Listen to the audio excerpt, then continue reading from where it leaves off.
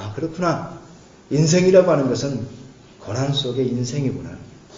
고난 속에서 성장해서 꽃을 피고 열매를 맺게 되는 것이 인생이구나 라고 하는 것을 깨닫게 되었습니다. 그 고난을 겪어갈 때는 깨닫지 못했지만 고난을 겪고 나니까 하나님께서 나를 단련하고 계셨다라고 하는 것으로서 그 고난을 온전히 이해할 수 있다는 것을 알게 되었죠.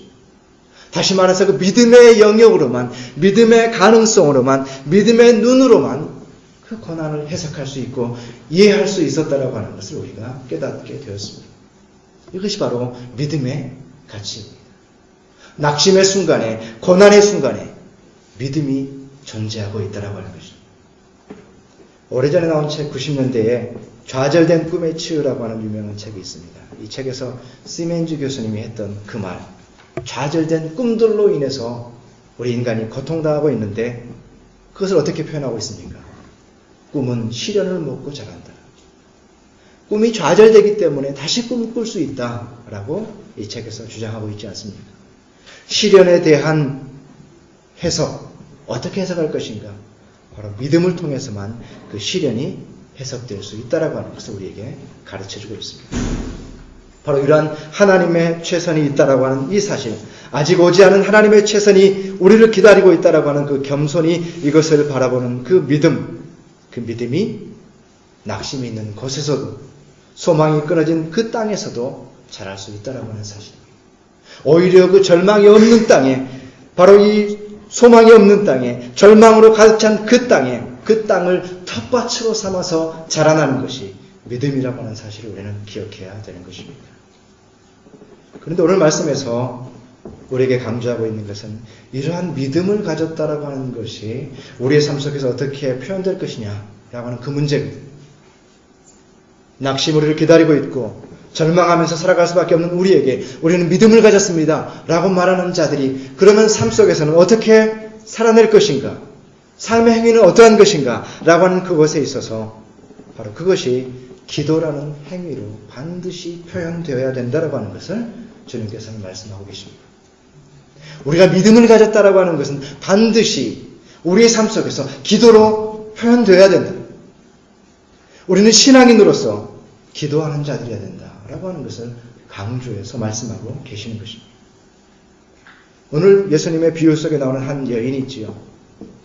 절망적인 상황 속에서 정말 그 사회적인 편견으로 인해서 낙심할 수밖에 없는 그 여인은 자기 재판장에 가가지고 자기에게 이 억울한 일을 해결해 줄 것을 그렇게 호소하고 간청합니다. 근데 그 재판장은 상식적인 재판장이 아니고 참으로 무자비한 재판장이요, 하나님을 두려워하지 않는 그러한 재판장입니다. 다시 말해서 그가 그렇게 간청한다고 해도 이 여인의 그런 간청을 들어줄 가능성이 없는 재판장이라는 사실이죠. 그게 놀랍게도 이 여인이 끊임없이 간청했습니다. 결코 포기할 것 같지 않은 자세로 간청했습니다. 끝까지 간구했습니다. 그런데 이 무자비한 재판장이 놀랍게도 그 여인의 소원을 들어주었다. 하나님도 두려워하지 않고 사람도 두려워하지 않는 이 사람도 이 여인의 간구를 통해서 그 소원을 들어주었다라고 하는 이 비유를 통해서 하물며 하나님께서 우리의 기도를 듣지 않으시겠는가? 낙심하지 말고 기도하라 라고 분명하게 말씀하고 계십니다. 예수 그리스도의 가르침은 너무나도 분명합니다. 어떤 상황 가운데 있더라도 결코 낙심하지 말고, 상황은 낙심되다 할지라도 결코 낙심하지 말고 기도하라. 다시 말해서 모든 것이 가능성이 없다고 할지라도 결코 기도하는 일에는 절망하지 말아라, 기도하는 일에는 낙심하지 말아라라고 우리에게 말하고 있습니다. 신자가 누구입니까? 믿는 자가 누구입니까? 바로 그렇습니다. 다른 모든 일에는 낙심이 되고 모든 상황이 절망이라 할지라도 결코 기도하는 데는 낙심하지 않는 자, 그가 신자인 것입니다. 모든 것이 불가능해 보여도 나는 기도하고 있다, 그 사람은 신자인 것입니다. 기도의 내용이 얼마나 신사적인가, 그 기도가 얼마나 이타적인가, 매너가 좋은가 라고 하는 것은 여기서는 따지지 않습니다. 단 한 가지, 낙심하지 않고 끝까지 구하였다라고 하는 그 한 가지 조건입니다. 삶 속에 기도가 있었다라고 하는 것입니다. 하나님에 대한 그의 신앙의 고백이 마땅히 기도로 표현되었다라고 하는 사실입니다. 경건주의자들이 이렇게 말했죠. 바다 같은 지식보다도 한 방울의 행함이 중요하다. 바다 같은 지식보다도 한 방울의 사랑이 중요하다. 바다 같은 지식보다도 한 방울의 기도가 중요하다. 그렇게 말했습니다. 기도라고 하는 행위, 우리가 믿는 자로서 내가 기도하고 있다라고 하는 이 행위가 얼마나 중요한지 다시 생각해 봐야 된다라고 하는 사실입니다. 믿음이 있다라고 하는 것은 이제 다가올 하나님의 최선을 내가 믿는다라고 하는 것은 다른 것이 아니라 지금 내가 그것으로 인하여서 기도하고 있다라는 것으로 표현되는 것입니다. 다가올 하나님의 최선이 있다라고 하는 것을 믿는 것은 지금 그것으로 인해서 내가 기도하고 있다라는 것으로 표현된다라고 하는 사실입니다. 엘리야가 갈멜산에서 하나님께 기도할 때에, 비가 오기를 기도할 때에 그가 기도하였지만, 호언장담하고 기도하기 시작하였지만 아무것도 보이지 않았습니다. 거기에 들어서 정말 그가 간절히 원했던 것을 보았지만 너무나도 하늘은 맑아서 아무런 가능성도 보이지 않았습니다. 그야말로 낙심이었죠.